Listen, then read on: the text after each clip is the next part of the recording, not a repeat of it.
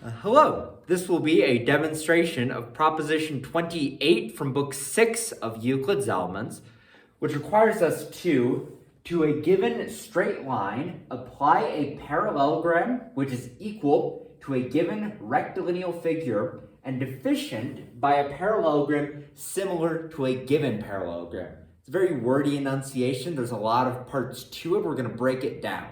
So we're going to have some straight line AB like this. We're going to have some rectilineal figure. Let's put it up here. We're going to call it C.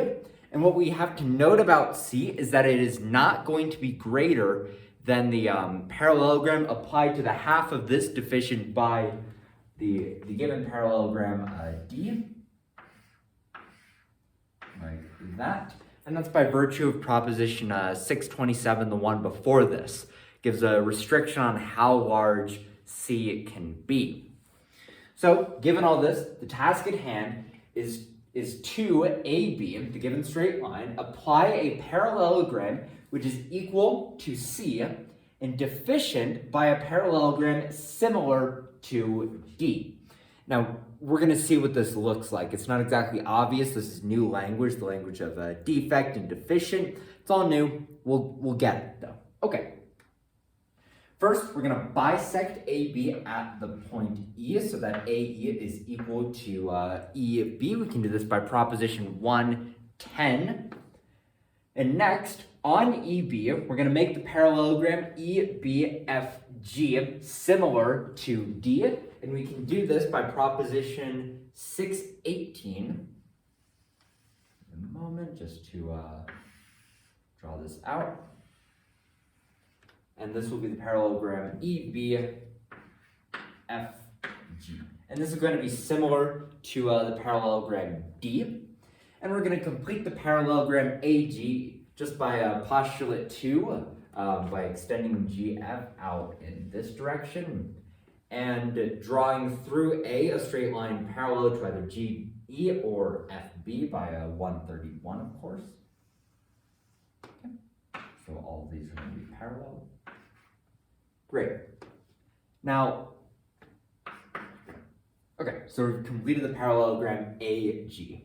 Now, either the parallelogram AG is going to be equal to C, or it's not going to be equal to it. Now, if it is equal to C, we are actually done with the proposition, because this parallelogram AG has been made equal to C and is deficient, which means it doesn't cover the whole straight line AB, by a parallelogram, namely GB, which is similar to the given parallelogram D. And so if AG is equal to the rectilineal figure C, immediately we're done with the proposition. But this is not necessarily the case. And if it is not the case, then the parallelogram HG, which is the same as AG, will be greater than the rectilineal figure C, because it was given that it can't be less, so it has to be greater. Now, HE, the parallelogram HE, is equal to the parallelogram GB by proposition 136, because we have parallelograms on equal bases and in the same parallels. So 136 tells us that the two parallelograms HE and GB are equal to one another, which means that the parallelogram GB is also greater than the rectilineal figure C. That's a simple property of magnitudes. Now, next we are going to make the parallelogram KLMN, which is equal to the excess by which GB exceeds C. What that means is that the parallelogram KLMN is going to be equal to the parallelogram GB minus the rectilineal figure C. And similar to the parallelogram D, we can do this by proposition 625. So let's make that. It's going to look something like this, let's say. And we're going to make this parallelogram KLMN so that KL corresponds to GE and LM corresponds to GF. Or in other words, that KL is to LM just as GE is to GF. My bad. So KL corresponds to GE. which means that L would be up here, it would be here, M would be here, and the remaining point N has to be the final point. Okay, so we have the parallelogram KLMN, which is equal to the parallelogram GB minus the rectilineal figure C, and it's similar to the parallelogram D. Now, because the parallelogram GB, we had made it similar to D in our first step, by proposition 621, rectilineal figures which are similar to the same rectilineal figure are similar to one another. We can also say that the parallelogram KM is similar to the parallelogram GB, right? So KM is similar to GB like that. Excuse me. Excuse me. I'm getting a little lost now. Excuse me. One moment. Oh, there we go. Okay. So we know that the parallelogram GB is equal to the rectilineal figure C plus the parallelogram KM. We had made the parallel KM such that it satisfies this equation. We had done that in step 5 there. And so the whole being greater than the part, that's common notion 5. We know that the parallelogram GB is greater than the parallelogram KM, but it was also shown that it was similar to it, which means by a prop that realistically should be here, it was used in 622, it's used in this one, it's going to be used in the next one. We can say that GE is greater than KL and that GF is greater than LM. Again, he's not citing a proposition. There should be a proposition. I don't have it on hand though, and it would have cluttered the video anyway. So we're just going to take it as on Euclid, by faith on Euclid, that GE is greater than KL and that GF is greater than LM, which means that from GE we can cut off a straight line which is equal to KL, and likewise from GF we can cut off a straight line which is equal to LM. We know that by proposition 1(3), of course. So we're going to make GO equal to KL, and that's going to be down here, so that is equal to that. And likewise we're going to make, GP here equal to LM. Again, we do that by 1(3). And if we complete this parallelogram here by drawing through O a straight line parallel to GF, and likewise through P we draw the straight line. We draw a straight line parallel to FB. We'll have them meet at Q. Right. Excuse me. Man, I'm just a little tired. I'm very sorry about this. Not on my game. It's been about a month since I've done one of these, and this is certainly a difficult prop to jump right back into. Okay, so we have this parallelogram GOQP, and it's been made similar to, and it's similar and equal to the parallelogram KLMN, and this is by virtue of like prop 1(4), for example, showing that the triangle GOP is equal to the triangle LKM, but it's more than just 1(4). I'm not going to go through it all because Euclid doesn't go through it all, but it's fairly easy to prove that the parallelogram GOQP is both similar to and equal to the parallelogram KM. That also means that it's congruent. That's equal and similar. But we know that KM is similar to GB, which means that the two parallelograms GQ and GB share one angle and they're similar to each other, which means by proposition 626 they are about the same diameter, which means that the points G, Q, and B are in a straight line. So we're going to join it like that by by postulate 1, of course, just to between 2 points to make any straight line. This is just postulate 1. So we're going to make the diameter GQB, about which we have both the parallelograms GQ and QB. Now, again, we know that the parallelogram BG is equal to the rectilineal figure C plus the parallelogram KM.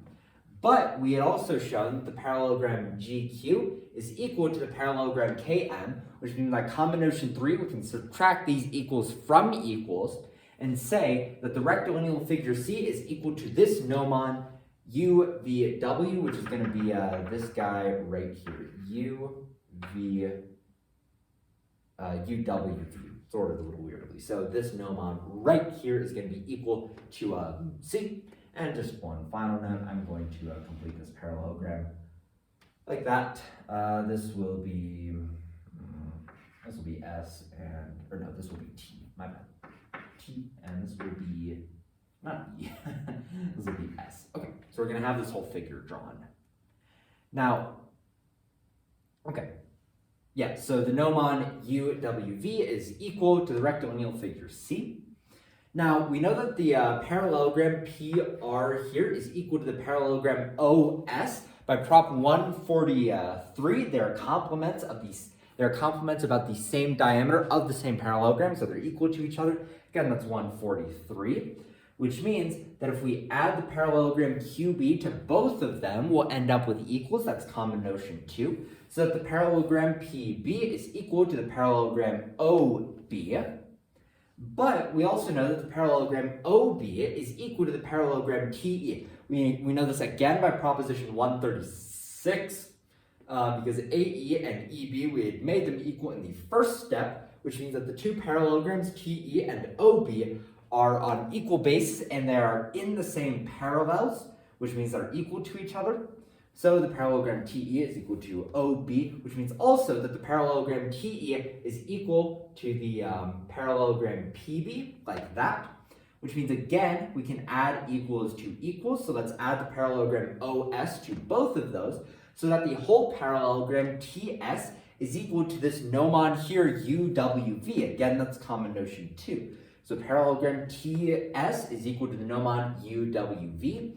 But it was also shown that the gnomon UWV is equal to the rectilineal figure C, which means by common notion 1, the parallelogram TS is also equal to the rectilineal figure C. And in addition to being equal to the rectilineal figure C, it is deficient by the parallelogram QB, which is similar to D, which means we've done that which we set out to do. To the given straight line AB, the parallelogram ST has been applied such that it is equal to the given rectilineal figure C, and deficient, it falls short of covering the whole straight line AB by the parallelogram QB, which is similar to the given parallelogram D, which means we're done with the proposition QEF. Now, you might be wondering, why is this useful? This is very complicated, and what exactly we gain from doing this prop is not at all clear. Now, it's hard to understand this on Euclid's terms, the exact use of it, because we don't speak on Euclid's terms. We don't often do math on Euclid's terms. We do it in algebraic terms. So let's try and put this into algebraic terms and see if anything meaningful comes about by doing that. For the sake of simplicity, these are evidently not rectangles, but so that the equations are simpler, so that I don't have to deal with like trigonometric functions because those are ugly, I'm just going to assume that all the parallelograms we're working with here are rectangles. So we're going to call the whole straight line AB. We're going to call the straight line AB, we're simply going to call that A. We're going to call this height here RB. We are going to call that X. And we're going to say that the dimensions of the rectangle D are B and C, just like that. So this rectangle D is equal to B times C. And we're going to say that this rectilineal figure C is, we're just going to call it S. So what exactly we're doing here is we're solving the quadratic equation AX minus B over C x squared equals S.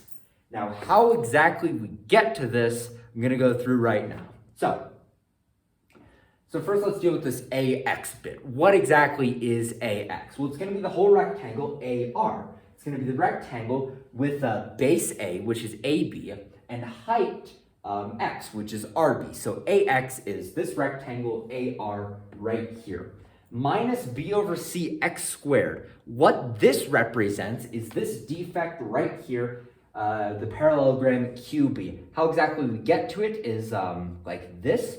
So we know that RB and consequently QS is equal to X. So, but we also know that the parallelogram QB is similar to the parallelogram D, which means we can actually figure out the scaling factor here.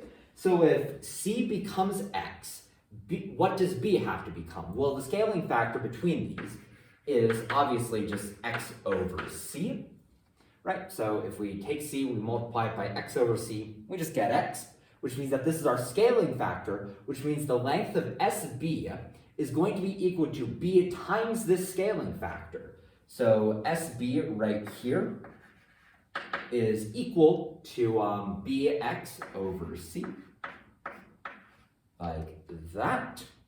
Which means that this whole parallelogram, or this whole rectangle here, QB, is equal to the product of X simply and BX over C, which is manifestly just going to be B over C X squared, because we just multiply this by X.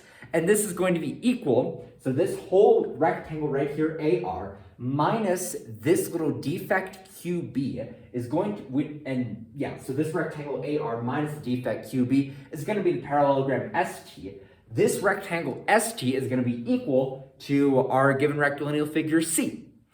So, yeah, this proposition is actually incredibly cool. It solves a quadratic equation like 2,000 years before algebra was even invented. Okay, not exactly 2,000 years before, but, you know, long time before modern algebra even got off the ground. This is an incredible proposition.